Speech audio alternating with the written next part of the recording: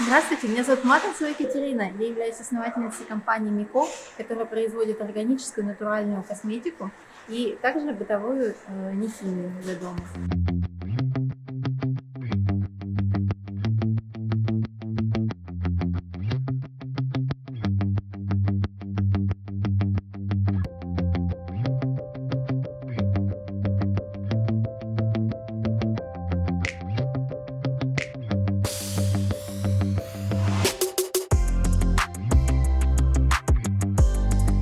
Мама была вице-президентом крупной компании, она достаточно хороший у нее был управленческий опыт. И я думаю, что она просто посмотрела на меня с ребенком на руках и поняла, что я, наверное, не справлюсь.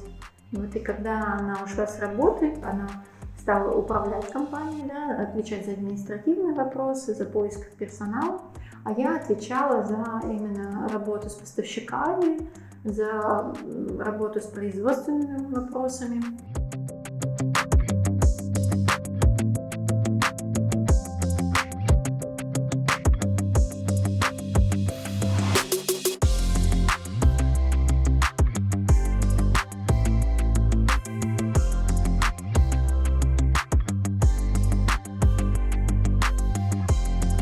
За все время я привлекла в виде займов в том числе, не только субсидии, около, может быть, 4 миллионов. На эти деньги мы закупали оборудование, на эти деньги мы закупали новое сырье, на новые продукты.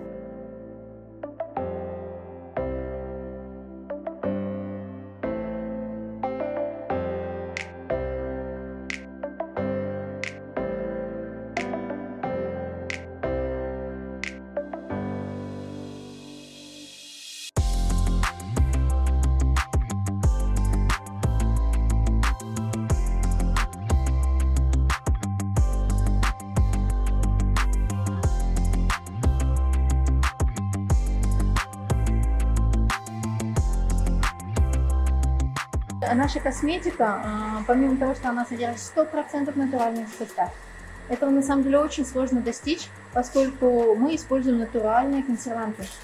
То есть если 11 лет назад, когда мы создавали нашу марку, многие косметические химики, которые работают на рынке косметики, они говорили, это невозможно создавать натуральную косметику. Мы пришли на этот рынок и мы создали невозможный продукт.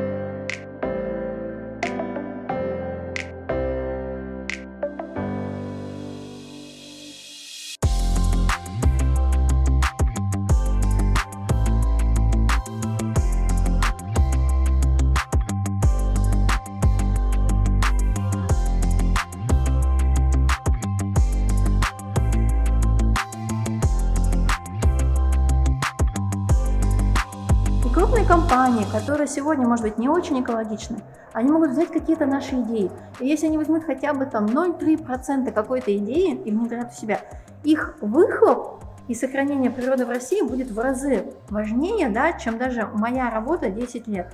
Почему? Потому что они большие, у них большое производство. И почему мы пускаем к нам экскурсии на производство, предпринимателей, не только детей? Потому что именно предприниматели смогут изменить это мышление, то есть они больше всего влияют на окружающую среду, даже больше, чем потребители.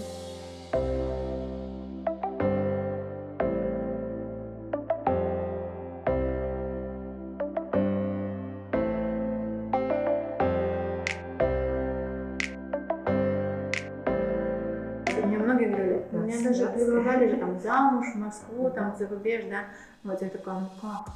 Мы же 100 человек в Кирове работают, это же люди, это же их семьи, это же правда судьба людей. Ничего, в Москве откроешь производство, уже долго нанял площадку, нанял людей. Вы не понимаете, это же взаимосвязи с людьми. Я пробовала работать удаленно, но когда я приехала, я месяц жила за рубежом, я приехала обратно на производство, и я 2 дня, я просто смотрю на людей, я плачу. Это же люди, с которыми ты работаешь, это же больше, чем я.